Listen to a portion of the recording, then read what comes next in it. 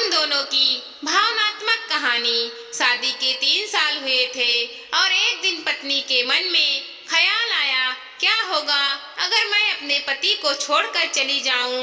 पति का रिएक्शन क्या होगा? फिर वह क्या करेगा?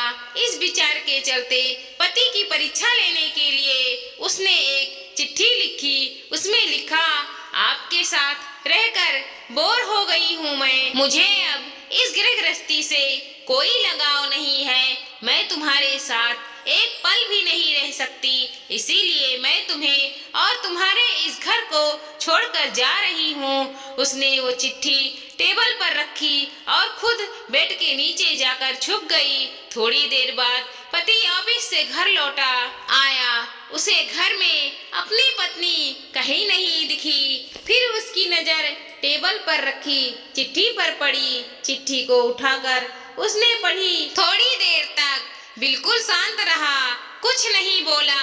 फिर उसने उसी चिट्ठी में पीछे कुछ लिखा और अपने मोबाइल में गाना बजाकर जोर जोर से नाचने लगा। फिर उसने अपने कपड़े बदले और अपनी एक फ्रेंड के पास फोन लगाया और कहने लगा, आज मैं आजाद हो गया हूँ।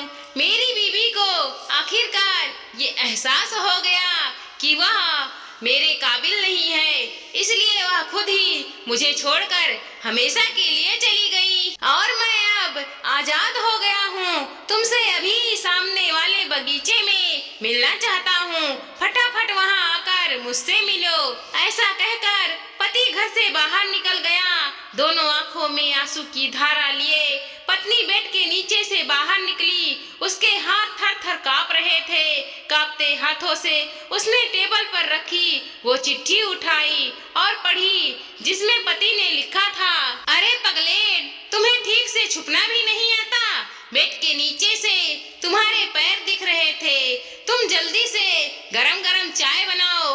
मैं सामने की दुकान से बिस्किट लेके आता हूँ। मेरे जीवन में खुशी तुम्हारे आने से ही है। आधी खुशी तुझे सौतन में है और आधी तुझे मानने में। आखिर लास्ट में तो हम दोनों को साथ ही रहना है ना। कभी हम झगड़े, एक दूसरे की टांग खींचे, एक दूसरे को भूला भला कहे, फिर भी एक दूसरे की दादागिरी करने के लिए लास्ट में तो हम दोनों को साथ ही रहना है ना। जो बोलना है वो बोलो, जो करना है वो करो। जब हम दोनों का चश्मा गुम हो जाए तब एक दूसरे को चश्मा ढूंढने के लिए लास्ट में हम दोनों को साथ ही रहना है ना। कभी मैं रूठूं तो तुम मुझे मनाना, कभी तुम रूठो तो मैं तुझे मना लूंगा। एक दूसरे को लाड लडाने के लिए आखिरी में तो हम दोनों को ही साथ रहना है ना। जब नजर कमजोर हो जाए, जब सुनाई भी कम देने लगे, तब एक दूसरे के बुढ़ापे के लिए हम दोनों ही होंगे ना। जब दुर्घटना में दर्द बढ़ जाए, कभी आना जाना भी बंद हो जाए, तब एक दूसरे के नाखून काटने के लिए हम दोनों साथ ही होंगे ना।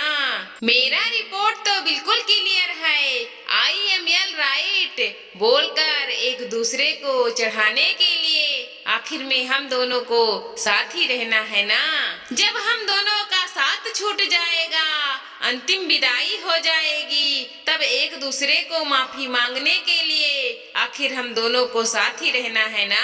आखिरी में सिर्फ हम दोनों और सिर्फ हम दोनों ही रहेंगे ना।